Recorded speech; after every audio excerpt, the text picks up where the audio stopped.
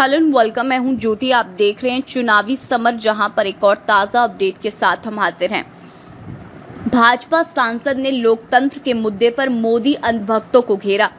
मोदी के द्वारा G7 summit में लोकतंत्र के मुद्दे पर बोले गए झूठ पर भाजपा सांसद सुब्रमण्यम स्वामी ने ली चुटकी।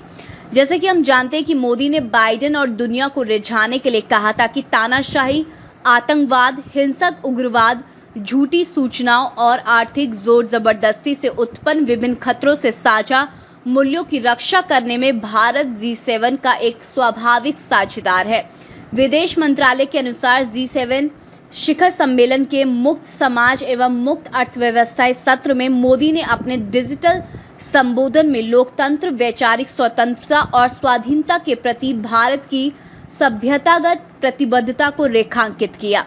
लेकिन मोदी के द्वारा लोकतंत्र के मुद्दे पर कही गई इस तरह की बड़ी बड़ी बातें कई लोगों को नहीं पची, क्योंकि लोगों को ये मालूम है कि मोदी राज में लोकतंत्र की सबसे ज्यादा हत्या हुई है। इनके राज में देश में CAA और NRC जैसा कानून आया, जिससे लाखों लोगों की नागरिकता खतरे में पड़ गई। वहीं इन कानूनों के कारण देश धार्मिक रूप से बंटने की कगार पर आ गया।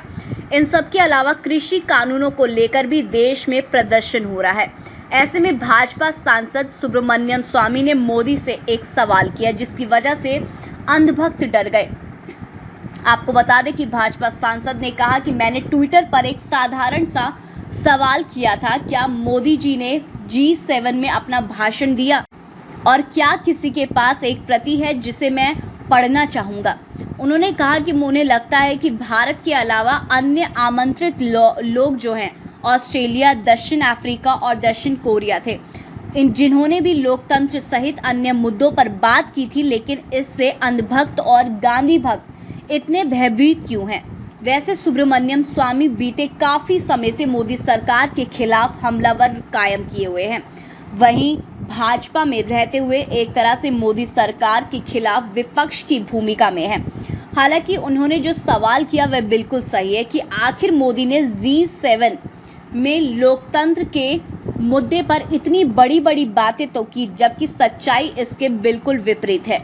ऐसे में आलोचकों का ये कहना है कि मोदी G7 के देशों को रिझाने की कोशिश कर रहे थे, ताकि वे CAA और NRC जैसे मुद्दों पर भारत के खिलाफ कोई एक्शन ना ले। खासकर मोदी के निशाने पर बाइडेन थे। आलोचकों के अनुसार मोदी चाह रहे थे कि बाइडेन CAA और NRC के मुद्दे पर नरम रहें, ताकि भारत में भाजपा की तानाशाही चलती रहे। वैसे सुब्रमण्यम स्वामी के बयान से लोकतंत्र के मुद्दे पर मोदी सरकार एक बार फिर से सवालों के घेरे में आ गई है। तो इस पर आपकी जो भी राय है आप प्लीज कमेंट सेक्शन में लिखें। Thank you so much. Keep watching today's for more news.